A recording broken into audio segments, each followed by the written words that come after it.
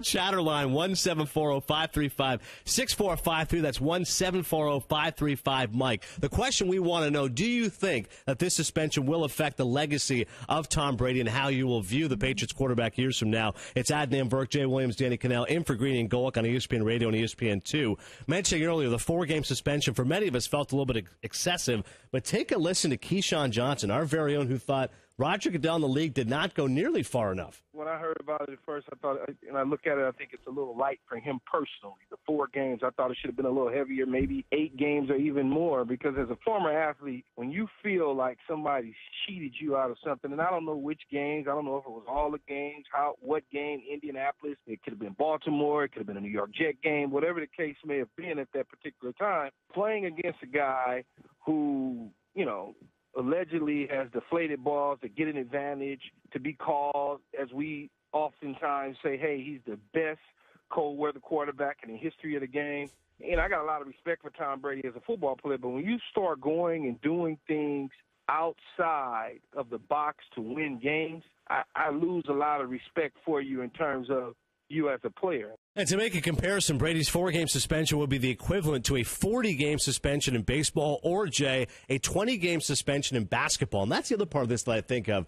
For someone to say, well, 4 games, that is a huge amount of the football season in the NFL. And the fact that he would miss, the Patriots have a bye in week 4, so he'd miss week 5, because obviously it'd be 4 games, and he'd be back for week 6 against the Indianapolis Colts. Bob Kravitz, Indianapolis Star, writes for them, talked about the fact they would view that game like Peyton Manning coming back to face the Colts. That's how much excitement there would be around Brady. This could really impact the Patriots overall as a team this year. Yeah, most definitely. I think so. That first game is in Foxborough against Pittsburgh, right? Pittsburgh won't have Le'Veon Bell. Obviously, he's been suspended. But, look, he's going to appeal it, right? So who knows if it's really 4 games. It could potentially be 2. Right. And I think he wins the appeal. I think there's a very good chance. Because of the Wells report. No because of the lack of evidence. Yeah. It says he was probably generally aware of what happened, right? There's circumstantial evidence. So I think that could get reduced. And I wouldn't agree with Keyshawn. I think 8 games would be a little bit absurd. There's no conclusive evidence. And he said the word properly, allegedly. I mean, we're not. If we don't have conclusive evidence, then even the Wells report, what was it? It was 51% compared to 49%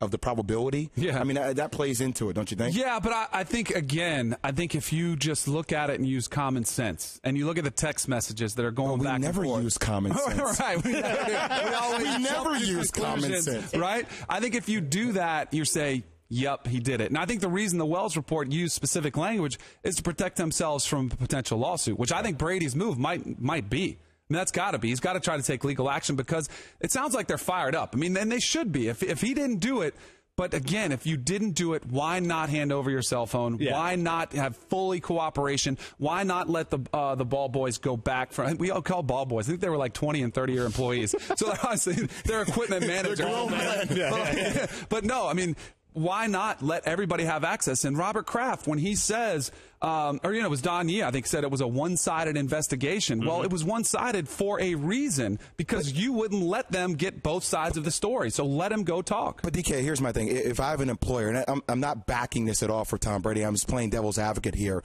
If ESPN's like, hey, Jay, we want to go through your phone, I don't know how I feel about that. Right. I don't know how I feel about that. You know what I mean? There's some days where I don't know. So there's personal things in your phone, too, that you may not want the world to have evidence of. What are some things in your phone? I'd rather not talk about that. We're live on TV, people.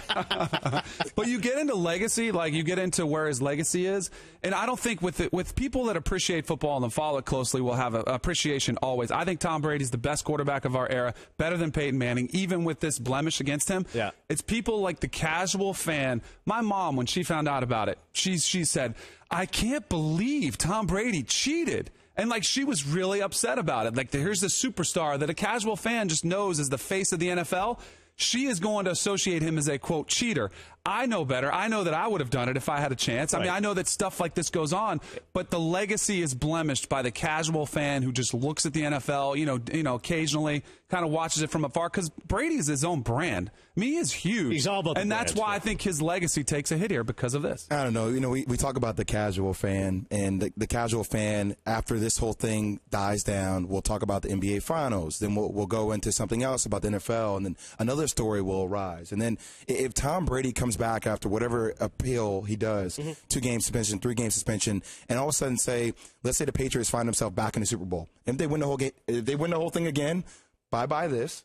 I think people will go. I think to a certain degree. People will say they're cheating again. Oh, they got away with something else. I can bring up so many stories about athletes that we were in the moment, like Kobe Bryant back in the day with that whole alleged rape thing. I mean, that was a huge story. Yes. He's a bad person. All of a sudden, Kobe Bryant comes back. He wins championships years later. Nobody talks about that anymore. Mm-hmm.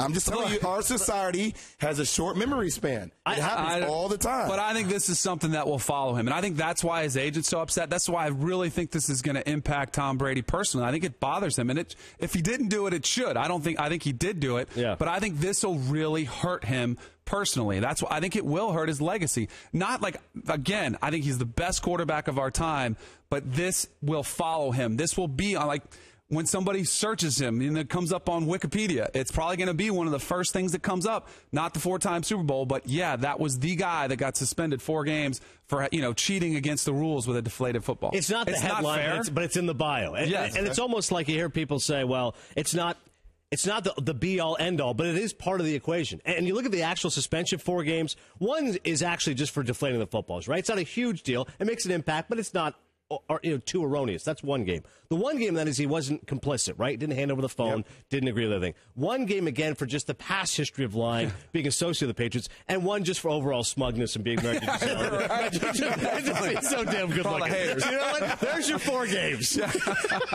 we're going to give you a bigger fine because you're married to Giselle. Right. A little bit of competitive jealousy as well. Want to go to the ESPYs? Just listen and watch us now through Friday for the Mike and Mike experience at the ESPY Sweepstakes, presented by